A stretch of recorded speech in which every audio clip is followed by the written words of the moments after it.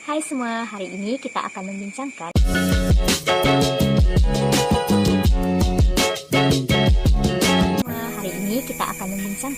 teori pembelajaran kognitif yang diperkenalkan oleh Jean Piaget.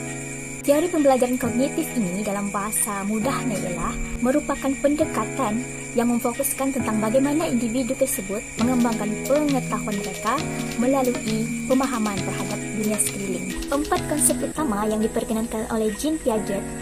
Yang pertama adalah skema, yang kedua adalah asimilasi, dan yang ketiga pula adalah akomodasi, yang keempat adalah ekuilibrasi. Skema ini adalah struktur mental yang digunakan individu untuk memahami dan mengorganisasi maklumat tentang dunia sekeliling mereka.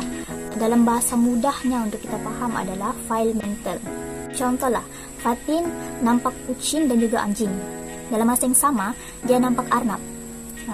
Bila dia nampak arnab tu, dia akan terfikir yang arnab tu merupakan haiwan juga, sama macam kucing dengan anjing tu.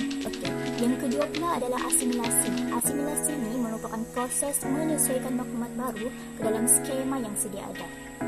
Contoh, Fatin ni dia nampak kucing. Dia diberitahu apa yang dia nampak tu kucing. Tapi bila dia nampak arnab, dia akan cakap itu kucing. Sebab apa? Sebab arnab tu sama macam kucing.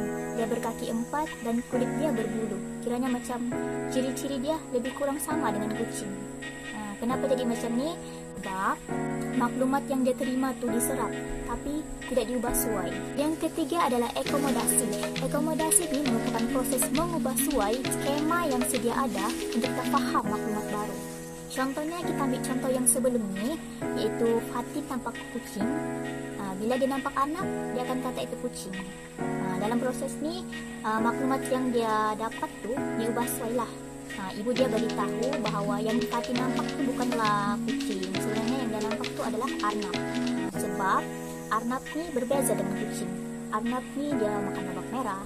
Kucing ni pula dia makan ikan. Tidak samalah dengan kucing.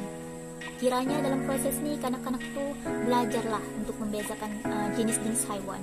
Bila kanak-kanak menerima maklumat baru ni, berlakulah ketidakseimbangan dalam pemikiran mereka. Untuk kekalkan keseimbangan tersebut, kita gunakanlah ekuilibrasi, iaitu proses mengekalkan keseimbangan antara asimilasi dan juga akomodasi. Contoh situasinya adalah Haikal tuang air ke dalam bekas yang berbeza, dapati bahawa air yang dia tuang tu tetap sama kuantitinya walaupun bekas yang dia gunakan tu berbeza. Daripada situ, Haikal mula menerapkan prinsip tersebut untuk benda-benda yang lain juga. Sekarang mari kita lihat mengapa pemahaman terhadap tahap perkembangan kognitif penting dalam pengajaran dan pembelajaran. Yang pertama, menghargai perbezaan individu. Kita faham, dalam bilik belajar ni, ada banyak pelajar yang mempunyai tingkah laku yang berbeza-beza. Ada pelajar yang malas, ada pelajar yang rajin dan sebagainya. Jadi bila mana guru ni memahami tahap perkembangan kognitif ni, akan memudahkan dia lah untuk menyesuaikan proses pengajaran yang sesuai untuk pelajar-pelajar tersebut. Ya, sedikit sebanyak dapat meningkatkan prestasi pelajar lah.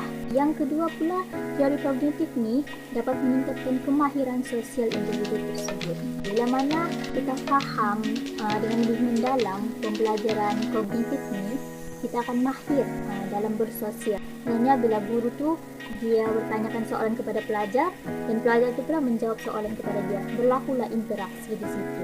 Itulah yang kita panggil sebagai meningkatkan kemahiran sosial. Yang ketiga pula adalah pengajaran berasaskan pengalaman.